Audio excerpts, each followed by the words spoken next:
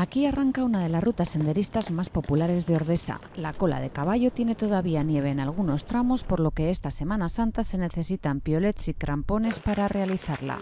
Recordemos que todo el grupo tiene que llevar y saber utilizar piol y crampones, porque la nieve va a estar dura estos días y cualquier tropiezo y deslizamiento por la ladera puede tener fatales consecuencias. Muchos de los accidentes, dicen los expertos, se producen por falta de información. Por no mirar bien la ruta podemos perdernos, agotarnos y lesionarnos.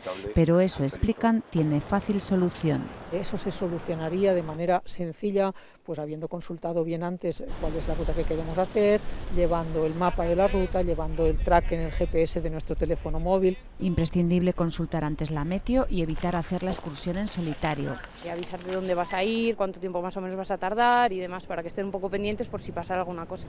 También la mochila tiene que estar correctamente equipada.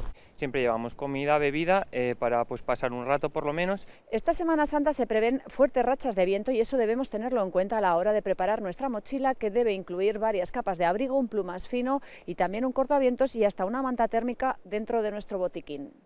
Y lo más importante, actuar con prudencia. Cuando lo veamos complicado volvemos. Porque también hay que saber renunciar a la actividad.